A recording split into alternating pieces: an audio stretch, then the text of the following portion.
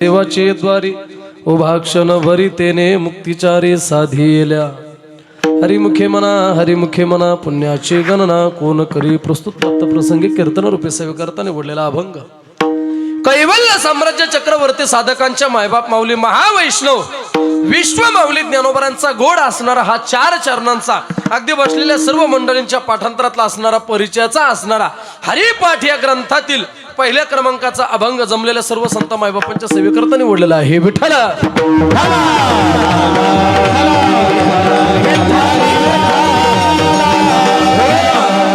अभंग हा 4 चरणाचा आहे आणि मला असं वाटतं गुरुजी जवळपास सर्वांच्या पाठांतरातला आहे बरं का. मी सांगत असतो महाराज हा अभंग पाठ जरी नसला तरी किमान कानपाठ का होईना सर्वांच्या नाना पाठातला आहे बरं का. कानपाठ का होईना सर्वांच्या पाठांतरातला आहे. आणि जर यदा कदाचित तिथं बसलेल्या एखाद्या व्यक्तीचा हा अभंग कानपाठ जर नसेल तर असं समजावं तो या महाराष्ट्रामधला अगदी मला असं वाटतं महाराज आपण सर्व ग्रामीण भागातले माणसं आहोत, आपण खेड्यापाड्यातले माणसं आहोत. आणि मी सांगत असतो विश्व माऊली ज्ञानोबरांनी हरिपाठ ग्रंथच तुमच्या आमच्याकरता तयार केलेला आहे महाराज बरं का. हरिपाठ ग्रंथच तुमच्या आमच्याकरता तयार केलेला आहे. कारण मी सांगत असतो इथं बसलेलं जर एखाद्याच्या हातात आपण जर भगवद्गीता दिली आणि जर त्यांना पारायण करायचं सांगितलं किंवा ती वाचायची सांगितलं तर ती एवढी सहजासहजी शक्य नाही महाराज. संस्कृत वाचणं सोपं नाही. एखाद्या महात्म्याकडे राहावं लागेल, त्याचं अध्ययन करावं लागेल, त्याची संहिता घ्यावं लागेल, त्याच वेळेला आपल्याला संस्कृत वाचता येऊ शकते बाबा. पण मी सांगत असतो इथं बसलेलं जर एखाद्या व्यक्तीच्या हातात आपण हरिपाठ ग्रंथ दिला तर तो सहजपणे वाचता येऊ शकतो महाराज. वाचता येऊ शकतो याच्यात नवल नाही. मला असं वाटतं प्रत्येक गावात आमच्या पुरुष मंडळींचा हरिपाठ होतो की नाही मला माहित नाही, पण आमच्या माता भगिनींचा प्रत्येक गावात हरिपाठ होतो बाबा बरोबर आहे का. आमच्या माता माऊल्यांचा प्रत्येक गावात हरिपाठ होतो. आणि मला असं वाटतं त्या माता माऊल्यांपैकी काही माय बहिणी अशा की त्यांना अक्षराची सुद्धा ओळख नाही महाराज. 60% 70% माता माऊल्या अशा आहे की त्यांना अक्षराची सुद्धा ओळख नाही. पण अक्षराची सुद्धा ओळख नसताना सुद्धा हरिपाठ त्यांच्या ऐकून पाठ झालेला आहे. एवढा सरळ असणारा सोपा असणारा भगवंताकडे जाण्याचा मार्ग ज्ञानोबरांनी तुमच्या आमच्याकरता निर्माण केलेला आहे. विठ्ठल विठ्ठल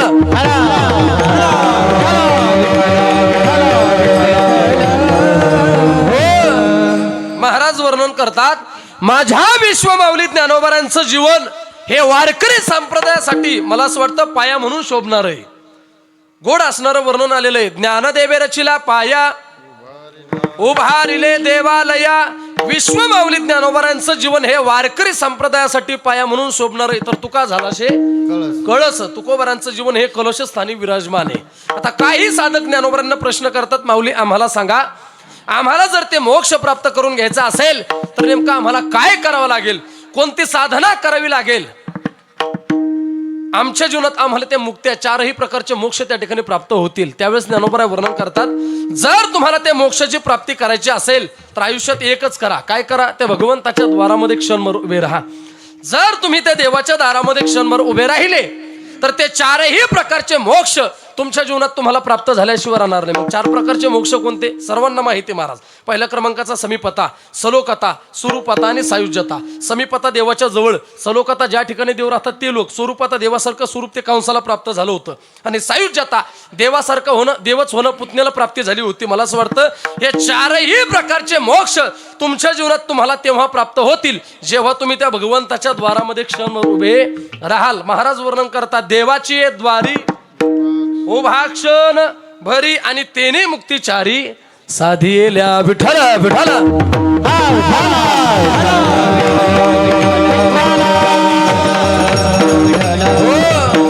बर माऊली तुम्ही आम्हाला सांगितलं भगवंताच्या दारामध्ये क्षणभर उभे राहा 4 प्रकारचे मोक्ष प्राप्त होतील. पण आम्हाला सांगा आम्ही संसारिक आहोत, आम्ही गृहस्थी आहोत, आम्ही अनाथ आहोत, आम्हाला ते कसं शक्य, आम्हाला ते मोक्ष प्राप्त करून घेता येईल का, आम्ही त्या मोक्षाचे अधिकारी आहोत का, नवे आम्ही त्या मोक्षापर्यंत पोहोचू शकेल का. त्यावेळेस ज्ञानोबा वर्णन करतात महाराज संसारिक असू द्या गृहस्थी असू द्या. आम्ही सांगत असतो महाराज काम आपल्या शरीराला आहे, आपल्या मुखाला काय काम आहे महाराज बरोबर आहे का. श्रम आपल्या शरीराला आहे, काम शरीराला, मुखाला काय काम आहे. लोकांच्या निंदा करत बसण्यापेक्षा देवाचं भजन करा, चिंतन करा. महाराज वर्णन करतात मनाचं बोलत नाही रात्रंदिवस तुम्ही भगवंताच्या नामस्मरणाचा टाहो फोडा. आम्ही आमच्या मनाचं बोलत नाही. रामकृष्ण टाहो नित्य फोडी. रात्रंदिवस तुम्ही त्या भगवंताच्या नामस्मरणाचा टाहो फोडा. आम्ही आमच्या मनाचं बोलत नाही याचं वर्णन हरिपाठामध्ये सुद्धा आलेलं आहे. ते सांगत असतो महाराज, काम आपल्या शरीराला, श्रम आपल्या शरीराला, मुखाला काहीच काम नाही. महाराज वर्णन करतात की संसारी असावे आसोनी नसावे आणि भजन करावे कधी मधी वेळोवेळा. बरोबर आहे, जागे आणखी सगळे बरं का. मीच थोडा धुंदी द्या आहे की नाही. ऐका, महाराज वर्णन करतात भजन करावे वेळोवेळा.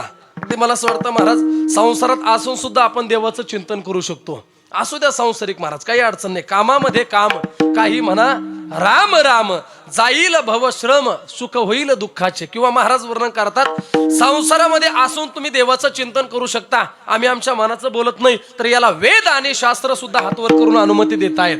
असोनी संसारी वेद शास्त्र वारी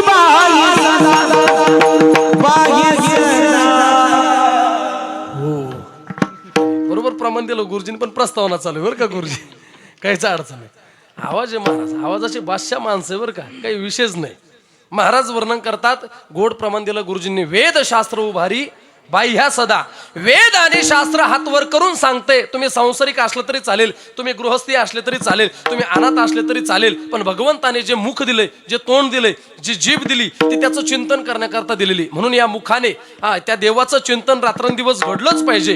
आम्ही आमच्या मनाचं बोलत नाही, वेद आणि शास्त्र याकरता त्या ठिकाणी ग्वाही देत आहेत. बरं माऊली, हे तुम्ही तुमच्या मनाचं बोलता का याला कुणाचा पुरावा आहे, याला कुणाचं प्रमाण, याला कुणाचं मत? कारण पुराव्याशिवाय, प्रमाणाशिवाय, कुणाच्या तरी मताशिवाय कोणतीच गोष्ट पूर्णत्वाला जात नाही. कोणत्याही गोष्टीला पुरावा लागतो बरं का गुरुजी, कोणत्याही गोष्टीला पुरावा लागतो. जसं मी सांगत असतो, कीर्तनकाराच्या बोलण्याला सुद्धा बोलत असताना थोडाफार का व्हायना पुरावा पाहिजे महाराज, बरं का, थोडाफार का व्हायना. जर कीर्तनकाराच्या बोलण्याला पुरावा नसेल ब्रह्मा महाराज, तर असं समजावं कीर्तनकार पुरावा है की नाही महाराज. कीर्तनकाराच्या बोलण्याला सुद्धा पुरावा पाहिजे. महाराज वर्णन करतात, आम्ही आमच्या मनाचं बोलत नाही. व्यासांनी महाभारतामध्ये लिखित केलेलं आहे महाराज. पांडवांच्या जीवनामध्ये अखंड वनवासाचं दुःख होतं, कथाभाग सर्वांना माहिती. अखंड वनवासाचं दुःख पांडवांच्या जीवनामध्ये होतं, पण अखंड वनवासाचं दुःख असून सुद्धा पांडव एवढ्या दुःखाच्या प्रसंगात सुद्धा भगवंताला विसरले नाही महाराज, बरं का. आणि मी सांगत असतो, जन्माला आलेला प्रत्येक माणूस भगवंताकडे काही ना काहीतरी मागत असतो, पण मागत असताना काय मागतो? फक्त आणि फक्त सुख मागतो महाराज, बरं का.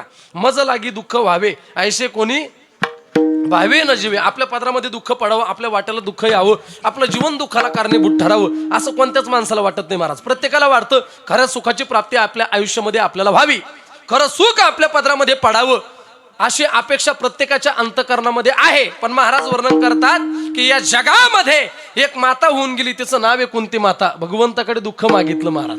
ज्या वेळेस भगवान श्रीकृष्ण परमात्मा म्हणतात की आत्या काहीतरी मागा, आता काहीतरी मागा म्हटल्याच्या नंतर महाराज काय मागू शकत नव्हते. हस्तिनापूरचं राज्य मागितलं असतं, संपूर्ण आयुष्य सुख समृद्धीमध्ये खर्च झालं असतं, व्यतीत झालं असतं. पण मला असं वाटतं, सांगितलं देवा, जर माझ्या जीवनामध्ये मला काही द्यायचं असेल तर माझ्या जीवनामध्ये मला फक्त आणि फक्त क्षणोक्षणी, पावलोपावली, अगदी प्रत्येक प्रसंगामध्ये फक्त आणि फक्त माझ्या जीवनात मला दुःख दे.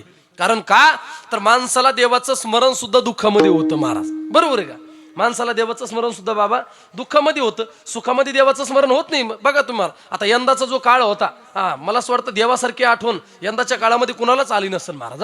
खूप आठवण केली आपण देवाची यंदाच्या काळात. आणि मी मनाचं बोलत नाही महाराज. बघा तुम्ही, दुःखाचा प्रसंग येऊ द्या, रात्रीची वेळ आहे, असा पांदीचा रस्ता असू द्या, पांधन रस्ता, आणि एकटा सद्गृस्त त्याला रस्त्याने चाललेला असू द्या. रात्रीचे 12 वाजलेले, एखाद्या झुडपातून साधारण पाखरू जरी उडवलं तर सहज आपल्या तोंडात नाव येतं, काय राम राम राम राम चालू होतं महाराज. म्हणजे अंगाला आला ताप, देवा तू माझा बाप, आणि असा थोडा समोर आला, गावातले लाईट दिसले की गाणे सुरू होते महाराज. म्हणजे अंगाचं गेला ताप पण देवाच्या बापाचा. ही भक्ती तुमची आमची महाराज, बरं का, ही भक्ती तुमची आमची. महाराज वर्णन करतात, भगवंताकडे दुःख मागणारी एकच माता होऊन गेली, त्यांचं नाव आहे कुंती माता. पण एवढ्या दुःखाच्या प्रसंगामध्ये असून सुद्धा देवाला विसरले नाही. त्याचा परिणाम असा झालाय का, पाहते पांडव अखंड वनवासी, परित्या देवासी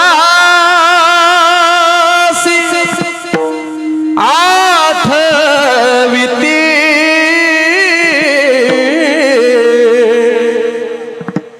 पाहते पांडव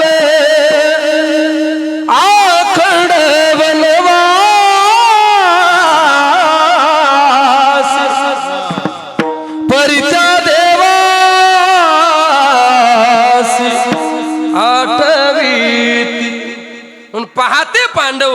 अभंगाचा अर्थ खूप गोड आहे महाराज. पाहते पांडव अखंड वनवासी परित्या देवाशी आठविती. अखंड वनवासी परित्या देवाशी आठविती म्हणून द्वारकेचा राणा पांडवा घरी. म्हणून आम्ही आमच्या मनाचं बोलत नाही. ज्ञानदेव म्हणे व्यासाची एक खुणा आणि द्वारकेचा राणा पांडवा घरी. विठ्ठला विठ्ठला.